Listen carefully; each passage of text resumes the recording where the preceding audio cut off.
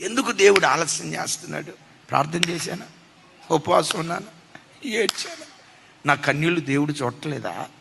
నా ప్రార్థన దేవుడు వింటలేదా? ఎందుకు జవాబు ఇవ్వలేదు అని మనుషులుగా లోపట మదన పడతాం.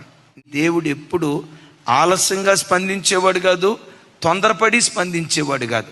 సరి అయిన సమయంలో ఆయన స్పందించే దేవుడై ఉన్నాడు. దేవుని మౌనం వెనుక గొప్ప మర్మం దాగుంటుంది. నమ్మండి మాట. నీ విషయంలో ఎంత ప్రార్థన చేసినా దేవుడు మౌనం అయిపోయాడంటే, నీ పిల్లల వివాహ విషయంలో, నీ ఆరోగ్య విషయంలో, నీ ఉద్యోగ విషయంలో, నీ కంపెనీ విషయంలో, నీ ఆర్థిక విషయాల్లో ఎంత ప్రార్థన చేసినా ఆయన మౌనం అయిపోయాడంటే, ఏడ్చేది ఏడుస్తానే ఉన్నావు, ప్రార్థించేది ప్రార్థిస్తానే ఉన్నావు, ప్రలాపించేది ప్రలాపిస్తానే ఉన్నావు. మార్పు ఎంత కూడా నీ కళ్ళకు కనపడకుండా రోజు రోజుకు స్థితిగతులు గడ్డుగా ఉన్నా సరే, గడ్డుగా ఉంటే ఉన్నాయ్యా, దేవుడు చిన్న మాట సమాధానం చెప్తే బాగుండు. ఎందుకు దేవుడు మౌనం అయిపోయాడు? నా ప్రార్థన ఎట్లా, ఎంత ఏడ్చినా ఇంతే.